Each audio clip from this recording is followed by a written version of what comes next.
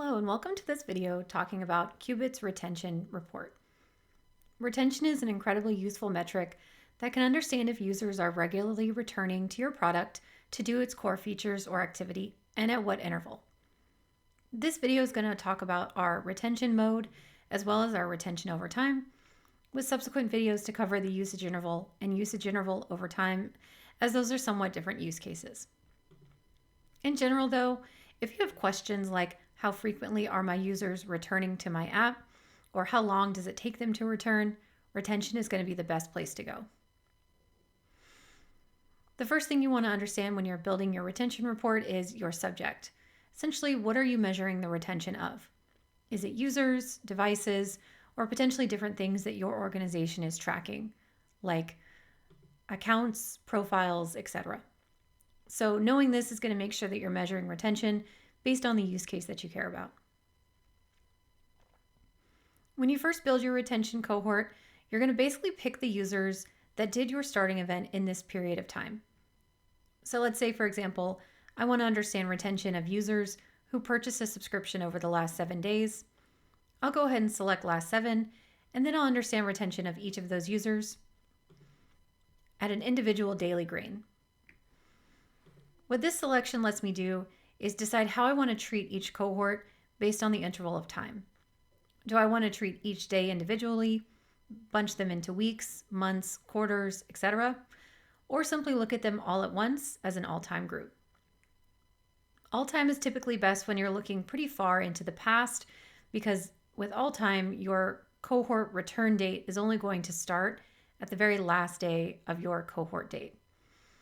What I mean by that is, let's say I select something like March 2nd through the 6th.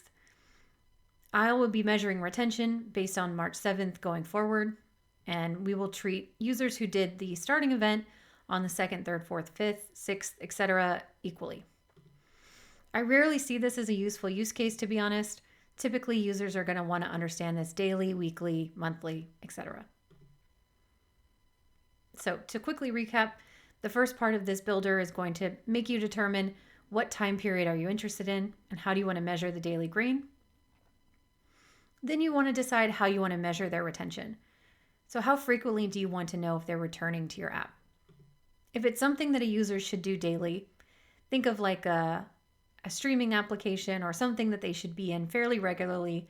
Daily is usually a good option. But if it's more of a workplace app where you don't expect them to use it during the weekends or that frequently each day, perhaps weekly is going to be better. If you're measuring something that really only occurs at a monthly or quarterly grain, I recommend using these. In this case, we're going to look at this daily. And then the last thing we want to think about is how far forward do we want to look? Looking forward basically means how far into the future do I want to look for data for their returning events? Now, if you hover over this, you can see that we're already looking at 5/30 through 6/5, which is the same dates as our cohort. And basically, we want to see if they returned again at any point in that 7-day period. This says 0 because there are no days into the future that we can pull data from, because we're looking at the latest live data. If I were to change this to, let's say, last full week, or even change it a little bit further and put it back a little bit further in time, you can see that this look forward changes because now I have more days up to today's live date to look at. So we're going to be a little bit smart here, and frankly, you actually don't even need to touch this. We'll update it for you automatically. So let's change it back to the last 7 days. Then the last thing here is to understand, how do we want to measure our retention? We have a couple of different retention methods and methodologies that you can use. The most common I see are normal and unbounded. If you hover over them, you can see the different definitions. Lastly, you can determine if the retention should be based on the calendar date or a 24-hour window. Once you've set your parameters for your retention, then you can select the events that you're interested in analyzing. The starting event is going to be the one that occurs within your cohort date range up here, and the returning event is something that should happen often and is the measurement of the retention. So effectively, the starting event qualifies the user into the cohort, and the returning event understands, did they come back to perform that event? So let's put this in context of a real use case so we can kind of see how it shakes out.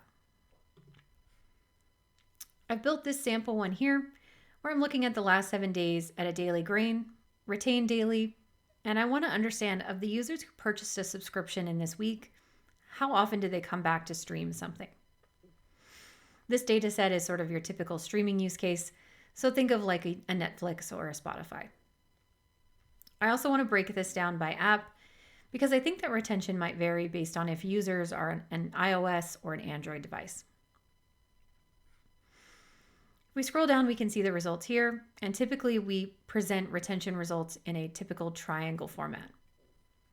Each row should be representative of the day the user purchased their subscription, and then we'll understand how many days into the future did they return to start a stream. This is our retention rate. So if I were to look at this particular box here, I can see that of the users who purchased a subscription on 5/30, or 107 users, 41% of them returned to start a stream 1 day later. You can see that I have groupings for iOS and Android, as well as an average row to sort of normalize this and let me know how am I trending overall. If this view isn't particularly useful, you can also change it to look as a line chart. I often like to come in and change it to just show me the average so I can get a quick understanding of how things are trending.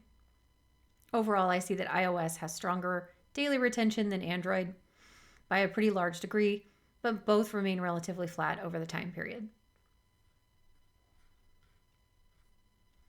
I can also change this to look at numbers instead of just percentages.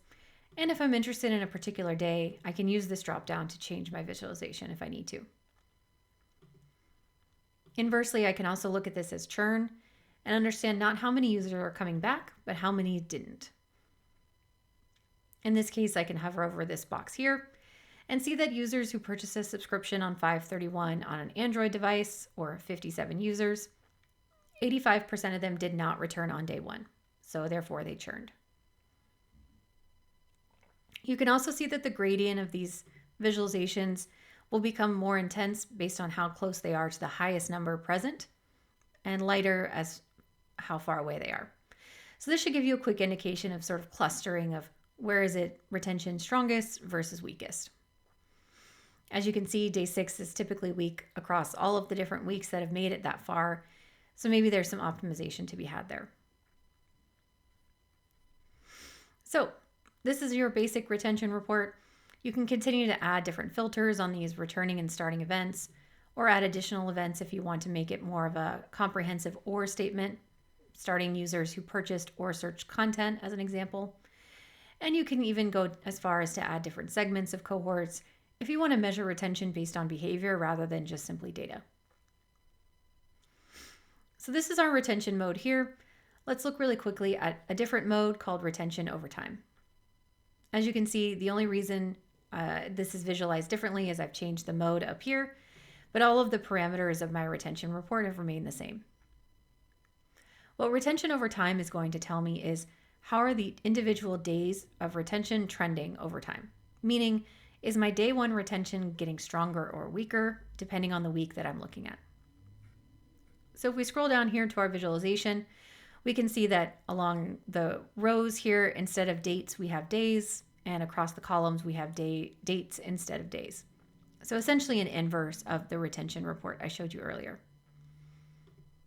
If I visualize this and look at, let's say, for example, day 1, now I'm able to trend my day 1 retention over time to understand if maybe this is a key area I'm trying to optimize and the experiments or improvements I've pushed are actually working. There's a lot more that you can do inside of a retention report, but hopefully this gives you a good understanding of how to get started. Please let us know if you have any questions.